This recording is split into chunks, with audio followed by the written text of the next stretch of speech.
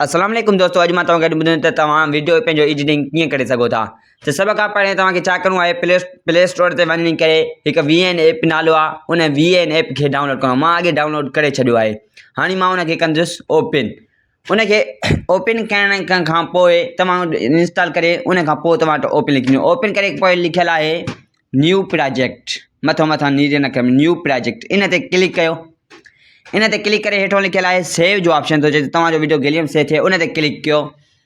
सेव ते क्लिक करण खां पोइ तव्हां जेको वीडियो एडिट करणु तव्हां चाहियो था, गैलरी तव्हांजे अॼु वीडियो अची वेंदा, पोइ उहो वीडियो तव्हां सिलेक्ट कयो जेको तव्हां वीडियो एडिट करणु चाहियो। मां हिन खे क्लिक थो कयां। उन खां पोइ नेक्स्ट लिखियलु आहे, इन नेक्स्ट खे दॿाईंदव, नीरे न खम नेक्स्ट, इन नेक्स्ट ते क्लिक कयो। इन नेक्स्ट ते क्लिक करण खां पोइ तव्हां वटि हीउ इंटरफेस अची वेंदो। पोइ तव्हां मथां हीउ लिखियलु आहे टेप म्यूज़िक, ठीकु आहे। इन जेकॾहिं तव्हांजो म्यूज़िक मथां चाहियो था त इन ते क्लिक कयो टेप म्यूज़िक ते। ऐं जेकॾहिं तव्हां अखर हेठों लिखणु चाहियो था त लिखियलु आहे टेप एड टाइटल, ठीकु आहे। उन टाइटल ते क्लिक करे पोइ लिखियलु आहे टेक्स्ट, उन टेक्स्ट खे हणंदव। उन टेक्स्ट जे पोइ खोड़ क़िस्म जा तव्हां वटि टाइटल अची वेंदा। थोरो मथे कंदव, थोरो मथे करे लिखियलु आहे सब टाइटल, ठीकु आहे। सब टाइटल व्यू मोर लिखियलु हूंदो, उन व्यू मोर ते हणंदव त घणनि क़िस्मनि जा टाइटल अची वेंदा। व्यू मोर ते क्लिक कयो। उन ते क्लिक करण खां पोइ तव्हां वटि घणनि क़िस्मनि जा टाइटल अची वेंदा, तव्हां पाण ॾिसी सघो था। पोइ तव्हांखे जेको दिलि चए उहो जेको सिलेक्ट कयो। असां हेठां कयूं लाइक समरी यार। उन ते क्लिक करे खां पोइ तव्हां वटि हिन खे अची वेंदो, हिन खे हेठि खणो, मथे खणो, उहा तव्हांजी दिलि आहे, जिथे बि तव्हां फिक्स करे उन खां पोइ असां हिन खे हेठि था रखूं।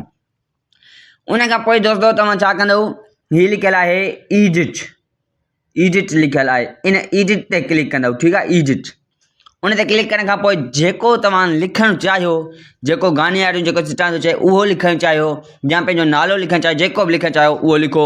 असां फ़िलहाली तौर ते पंहिंजो नालो था लिखूं, ठीकु आहे। राशिद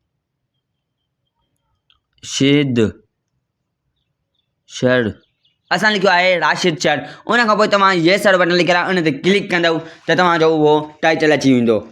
हाणे तव्हांजो इहो टाइटल ते तव्हांखे रंग मटाइणो आहे, ब्लैक करिणो आहे, वाइट करिणो आहे, त कलर लिखियलु आहे, इन कलर ते क्लिक कयो। उन ते क्लिक करण खां पोइ तव्हां वटि अची वेंदा वाइट, ब्लैक, रेड, सभिनी क़िस्मनि जा कलर अची वेंदा। त पोइ तव्हां को बि जेको तव्हांजी दिलि चए उहो सिलेक्ट कंदव। असां ब्लैक सिलेक्ट था कयूं। उन खां पोइ तव्हांखे हीउ सही जो ऑप्शन क्लिक कयल आहे, इन ते क्लिक कंदव त उन सही जे ऑप्शन ते तव्हां क्लिक कंदव त तव्हांजो उहो अची वेंदो। हाणे तव्हांखे छा करिणो आहे, उहो अखरनि जी साइज़ जेका आहे तमामु नंढड़ी आहे, तव्हां साइज़ लिखियलु आहे AA, इन ते क्लिक कयो। इन ते क्लिक करण खां पोइ तव्हां वटि हीअ पटी अची वेंदी।